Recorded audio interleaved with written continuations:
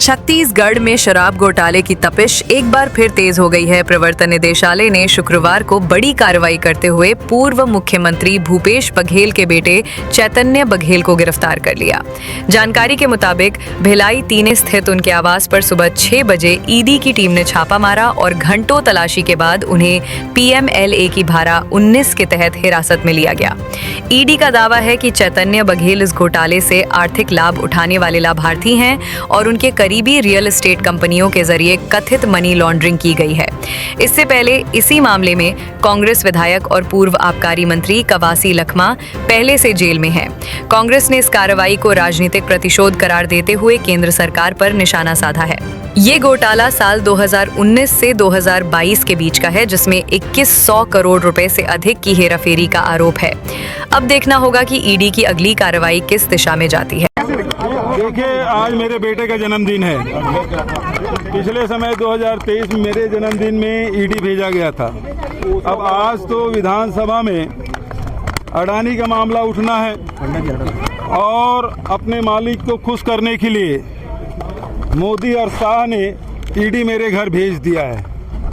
हम लोग डरने वाले नहीं हैं, न झुकने वाले हैं।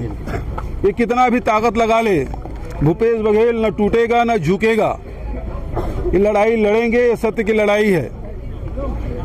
पूरे देश में विपक्ष के नेताओं को ये टारगेट करके रखे हैं, दबाने की कोशिश, तोड़ने की कोशिश, प्रजातंत्र की हत्या करने की कोशिश इन एजेंसियों के माध्यम से। एक तरफ बिहार में इलेक्शन कमीशन के माध्यम से मतदाताओं को काटा जा रहा है, वहाँ प्रजातंत्र की चीरहरण कर रहा है, तो दूसरे तरफ विपक्ष के नेताओं को दबाने के लिए ईडी, IT, CBI, DRA का उपयोग कर रहे हैं। लेकिन अब देश की जनता जान चुकी है, समझ चुकी है। ईडी पहले भी आई है, छापा डाले, हमारे घर में 33 लाख रुपए मिला था। उसके बाद अचानक आज फिर आए हैं। इसका मतलब क्या है? हम लोग एजेंसी को पूरा सहयोग करेंगे। इनको विश्वास हो ना हो, हमको लोकतंत्र में विश्वास है, हमको न्यायालय पे विश्वास है, हमको एजेंसियों पे, हम एजेंसी को सहयोग कर रहे हैं। एजेंसी भले दुरुपयोग ये लोग करें, लेकिन हमारे तरफ से एजेंसी को पूरा सहयोग रहेगा। धन्यवाद। देखिए, इस तरह के अवसर जो है ये तो एजेंसियां तलाश करती रही हैं। जब मेरे घर पर और माननीय भूपेश बघेल जी के OSD के घर पर जब छापा पड़ा था, उस दिन भूपेश बघेल जी का जन्मदिन था, तो उनके करीबी जितने लोग थे उन सबके यहाँ छापा पड़ा था। आज चैतन्य का जन्मदिन है और आज ईडी ने सुबह से उनके यहाँ छापेमारी शुरू की है। लगातार जा रहा कि कुछ मिलता है नहीं, जब कुछ मिल नहीं रहा तो छापा पड़ क्यों रहा है? अब एजेंसी ही बता सकती है। ये जवाब तो मैं नहीं दे सकता कि ईडी आती है, वो सारे कागजात ले जाती है, फिर CBI आती है, उन कागजात के ओरिजिनल ले जाती है। मिला क्या, ये आज तक उन्होंने बताया तो नहीं क्या मिला।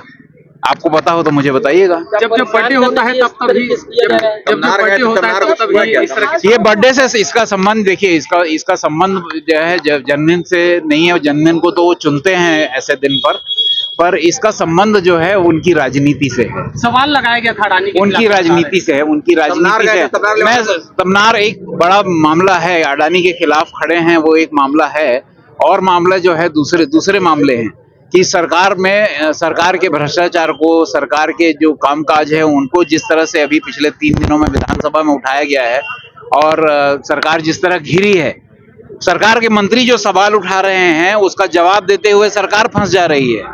इससे सरकार परेशान है। तो कांग्रेस की क्या प्रतिक्रिया, आप क्या पुतला दहन वगैरह आगे क्या? देख, कांग्रेस की प्रतिक्रिया के लिए मैं अधिकृत नहीं हूँ। कांग्रेस के जो हमारे अध्यक्ष जी हैं और जो दूसरे पदाधिकारी हैं वो बयान नहीं करेंगे। हाँ, भूपेश बघेल जी विधानसभा जाएंगे, थोड़ी देर बाद वो यहाँ से निकलेंगे। पिछले बार भी जाने का था लेकिन जाने नहीं दी थी। पिछली बार का तो मुझे पता नहीं, पर इस बार तो जरूर जाएंगे। किस बातों से, किस मुद्दों से डर गई है कांग्रेस? भाजपा किस बातों से, किस मुद्दों से डर गई है, क्या लगता है? ये तो मैंने अभी बताया। ठीक है, थैंक यू।